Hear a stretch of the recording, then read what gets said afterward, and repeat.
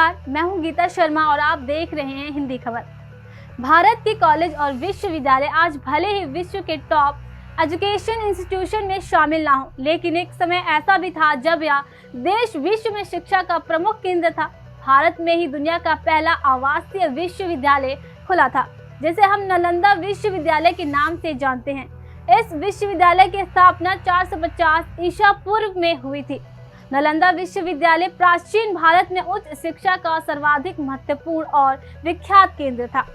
प्राचीन नालंदा विश्वविद्यालय की स्थापना गुप्त काल के दौरान 5वीं सदी में कुमार गुप्त प्रथम ने किया था। इतिहास के अनुसार सन 1193 में बख्तियार खिलजी के आक्रमण के बाद इसे नेस्तनाबूद कर दिया गया था। कहा जाता है कि आक्रमण के दौरान यहाँ पर आग लगा दी गई। उस समय नालंदा विश्वविद्यालय के पुस्तकालय में इतनी किताबें थीं कि कई सप्ताह तक आग नहीं बुझ पाई। इस आक्रमण में यहाँ कार्य करने वाले कई धर्माचार्य और बौद्ध भिक्षुओं को भी मार डाला गया था। प्राचीन नालंदा विश्वविद्यालय का पूरा परिसर एक विशाल दीवार से घिरा हुआ था, जिसमें प्रवेश के लिए एक मुख्य द्वार भी था। उत्तर से दक्षिण की ओर मठों की कतारें थीं और उनके सामने अनेक भव्य स्तूप और मंदिर थे। मंदिरों में बुद्ध भगवान की सुंदर मूर्तियां स्थापित थीं, जो अब नष्ट हो चुकी हैं। नालंदा विश्वविद्यालय की दीवारों के अवशेष आज भी इतनी चौड़ी हैं कि इनके ऊपर ट्रक भी चलाया जा सकता है। पटना से 90 किलोमीटर और बिहार शरीफ से करीब 12 किलोमीटर दूर दक्षिण में आज भी इस विश्व प्रसिद्ध प्राचीन बौद्ध विश्वविद्यालय के खंडहर स्थित हैं। आइए जानते हैं इस महान विश्वविद्यालय के बारे में 15 रोचक तथ्य। नालंदा विश्वविद्यालय स्थापत्य कला का एक अद्भुत नमूना है।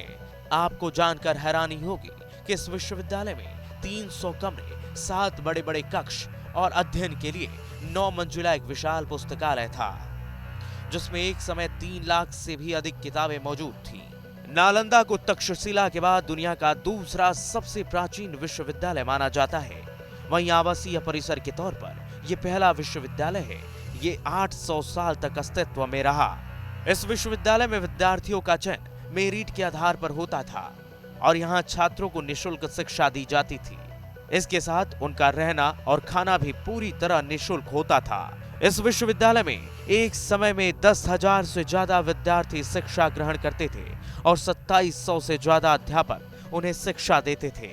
नालंदा में सिर्फ भारत ही नहीं, बल्कि कोरिया, जापान, चीन, तिब्बत, इंडोनेशिया, ईरान, ग्रीस, मंगोलिया समेत कई दूसरे देशों के छात्र भी पढ़ाई के लिए आते थे।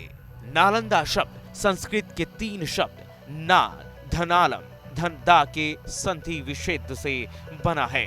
इसका अर्थ ज्ञान रूपी उपहार या कोई प्रतिबंध न रखने से है।